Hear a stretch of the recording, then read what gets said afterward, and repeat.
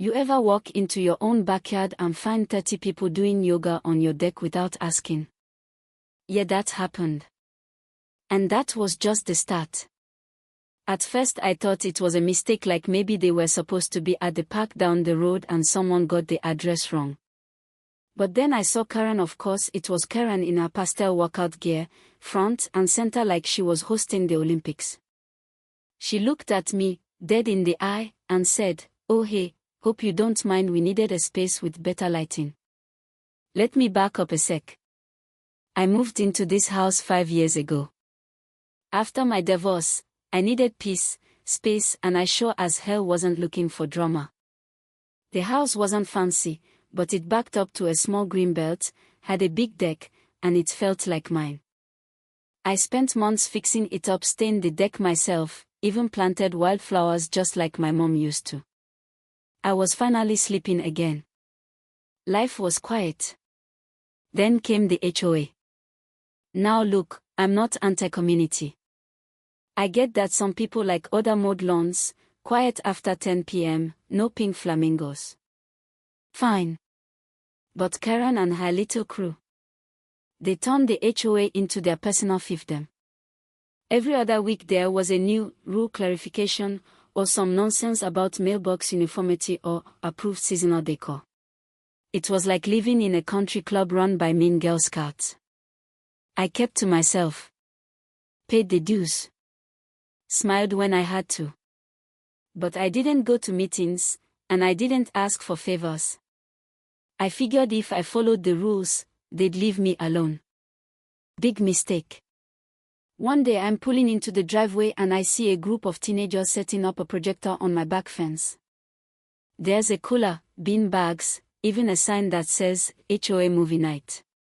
I ask what the hell's going on, and one of them goes, Karen said this was a community easement. I walked around to the deck and there she was, wine glass in hand, explaining to some new neighbors how community sharing is a cornerstone of modern neighborhood living. I told her family this was my property, not a park. And she goes, well, technically, the bylaws say outdoor common use spaces may be designated as needed for community events. Which is total crap. My deed has clear boundaries: the deck, the fence, all of it's private. She smacks and says, if you want to make a complaint, you're welcome to bring it to the next board meeting. So I did. Next Tuesday, I show up at the meeting in the rec center. Karen's at the head of the table like she's running for Senate. I bring the deed, printout of the property line, photos, everything. And you know what she says? Thank you, but the board has decided your yard has the most accessible slope for elderly guests, so we're confirming it as a shared use site. I said, that's not how any of this works. She replies, well, you're welcome to consult a lawyer. And that's when it hit me. She was daring me. Daring me to challenge her, because she thought I'd just get tired and give up like everyone else in the neighborhood who's been steamrolled by her clipboard mafia. But I didn't give up. I got serious. First, I stopped by city zoning. Turns out, there's no designation in this county for shared private residential space unless explicitly written into the subdivision's original charter. Ours didn't have it. So I started digging into the HOA's incorporation, and guess what?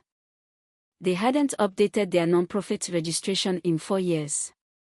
Which meant they technically didn't have the legal standing to enforce anything. While I was at it, I ran a background check on Karen. Not illegal, just public records.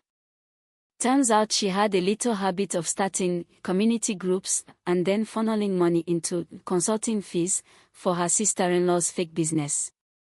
One click too far, and I was staring at a PDF of HOA expenses that included $900 for a community hospitality from a catering company that didn't exist. That's when I called in backup. My cousin Nate's a real estate attorney in Dallas. Smart, ruthless, and petty when he wants to be.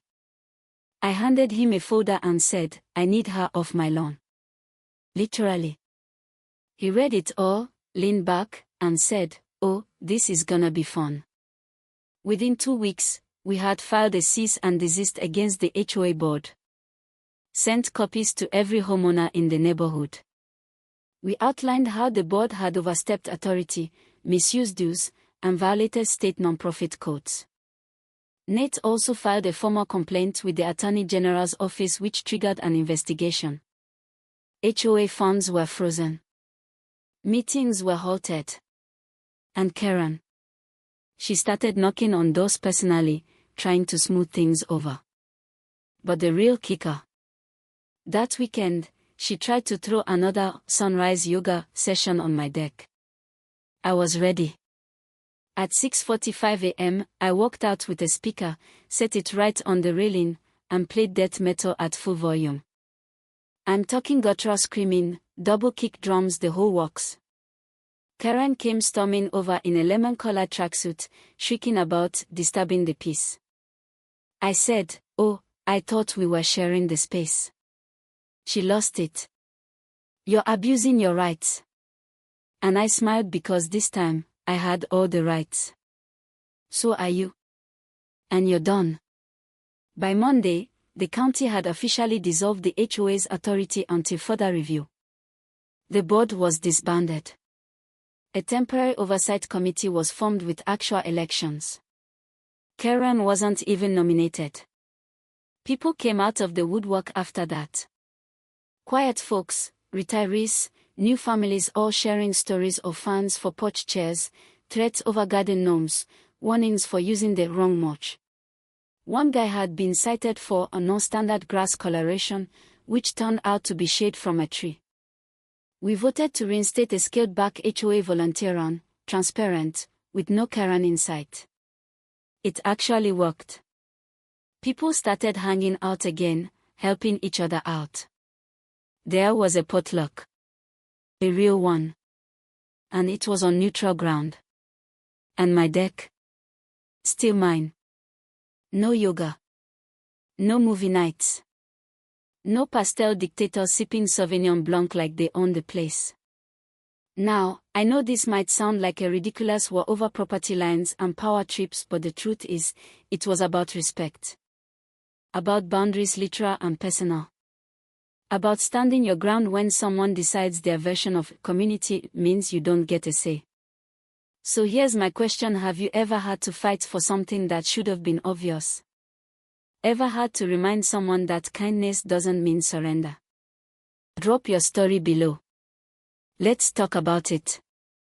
Because some lines, the ones you draw in the dirt, or the ones you defend on your deck, they matter more than people think.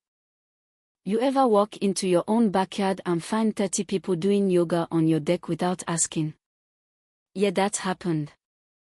And that was just the start.